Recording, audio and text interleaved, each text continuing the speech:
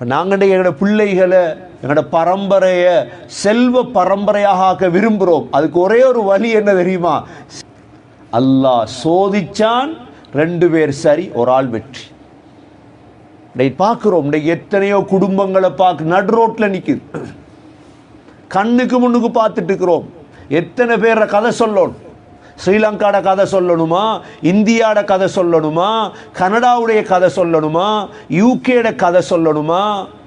நாங்கள் கண்கூட பார்க்குறோம் எத்தனை குடும்பத்தை. பாப்பா கோடீஸ்வரன், அப்பா கோடீஸ்வரன், மகன் பிச்சைக்காரன். அல்லாஹ் என்ன செஞ்சான்? தேவையில்லாத விடயங்களை செலவழிச்சாங்க, நல்லதுக்கு செலவழிக்க இல்லை, அல்லாஹ் எடுத்துட்டான். அதனால அல்லாஹ் என்ன செஞ்சான்? இவருக்கு கொடுத்தான்.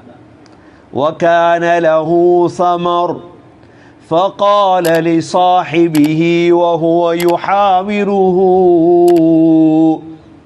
அவர் என்ன செய்கிறாரு? தண்ட கூட்டாளியை பார்த்து சொல்றாரு என்ன? وَهُوَ يُحَاوِرُهُ. ஹிவார்னா முஹாவரா, ஹிவார்னா பேச்சுவார்த்தை. என்ன சொல்றாரு தெரியுமா? أنا أكثر منك مالا وأعز نفرا. உன்னை விட நான் காசிக்கார். இதான் ஒரு வார்த்தை. இதுதான் காஃபிருடைய ஆசை, பெருமடிக்கும்.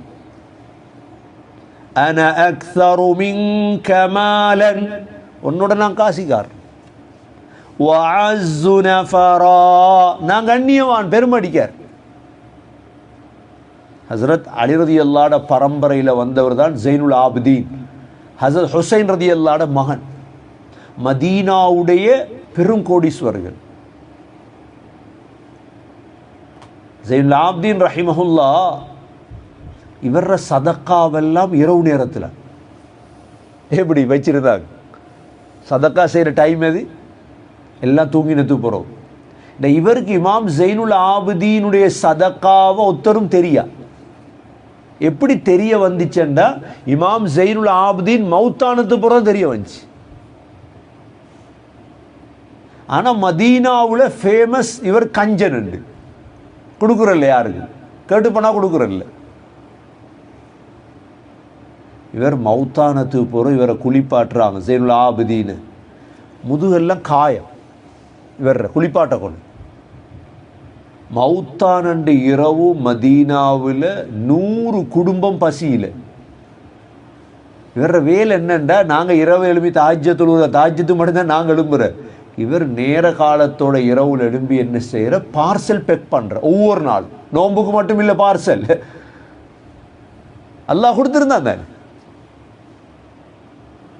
இரவையில் எழும்பி என்ன செய்யறேன்டா, 100 பார்சல், நாளைக்கு தேவையான இறைச்சி, கோதுமை, அப்படியே 100 பெக் பண்ணி மதீனாவில் உள்ள 100 வீட்டுக்கு முன்னால் வச்சுட்டு வந்துடுவார். காலையில் வேலைக்கு போகணும், சுபவுக்கு கதவை திறந்தாங்கண்டா முன்னுக்கு என்ன ரிசுக்கிரிக்கு, அப்படி இறைச்சிக்கும் கோதுமரிக்கும் தேவையான. இப்படியே இவர மௌத்து வரைக்கும் நாளாந்தம் மௌத்தான நேரம் தான் குளிப்பா. அதுவும் வேலைக்காரனை போட்டு தனியே செய்கிறேன்னா யாருக்கும் தெரியப்பட. தான் தூக்கி தோலில் சுமந்துட்டு போனதால் உடம்பெல்லாம் காயம் வரும். இதுபாடு எப்படியோ சதக்காக்கள் நடந்திருக்கு உலகத்தில். அதனால தான் இன்றைக்கு பாருங்க, அவங்களோட குடும்பங்கள் எல்லாம் செல்வ குடும்பங்களாகவே இருக்கின்றன. இப்போ நாங்கள் எங்களோட பிள்ளைகளை எங்களோட பரம்பரையை செல்வ பரம்பரையாக ஆக்க விரும்புகிறோம். அதுக்கு ஒரே ஒரு வழி என்ன தெரியுமா? சேர்த்து வச்சுட்டு போகிறதல்ல, கொடுத்து பழகு, கொடுக்க பழக்கிறது பிள்ளைகளை.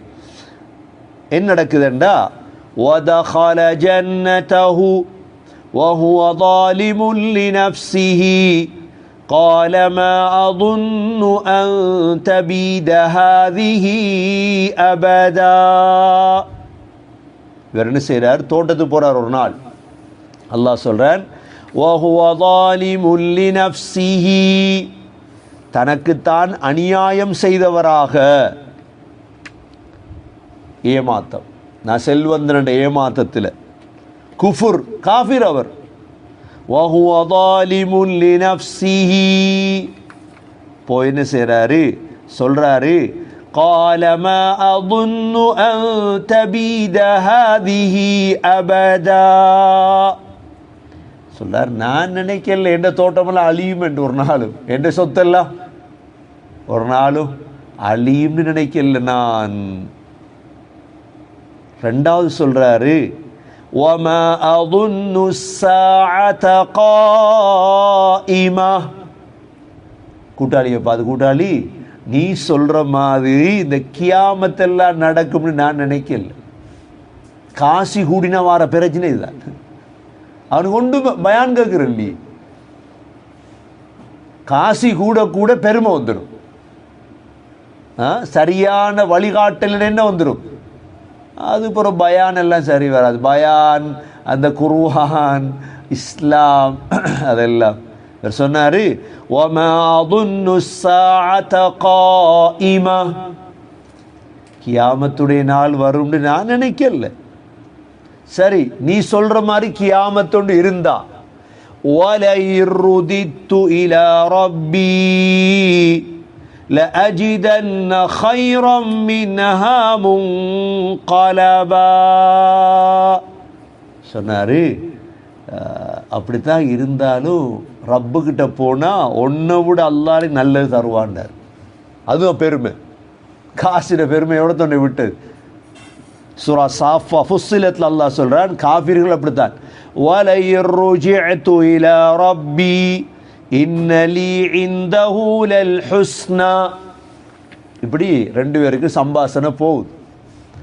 நான் காசிக்காரன், நான் அந்தஸ்துள்ளவன், என்ன சொத்து ஒரு நாளும் அழியாது, அப்படிதான் நீ சொல்கிற மாதிரி கியாமத்தொன்று இருந்தால் அங்கே போனாலும் நான் நல்லா தான் இருப்பேன் எல்லாம்.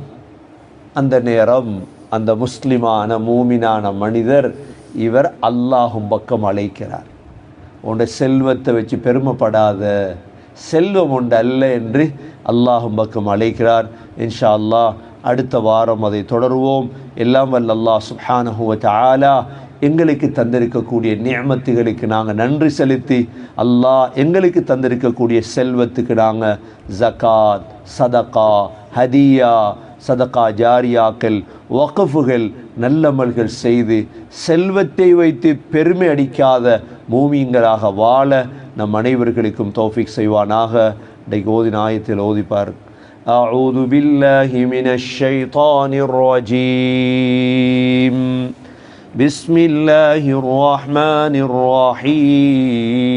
الرحيم.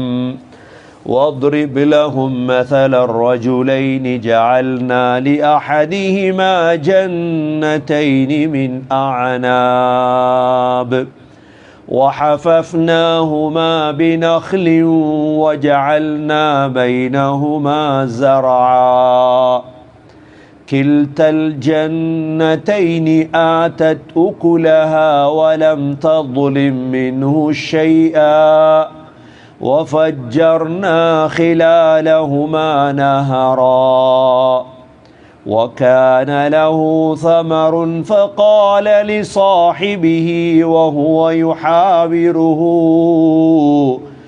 أنا أكثر منك مالا وأعز نفرا ودخل جنته وهو ظالم لنفسه قال ما أظن أن تبيد هذه أبدا وما أظن الساعة قائمة ولئن رددت إلى ربي لأجدن خيرا منها منقلبا.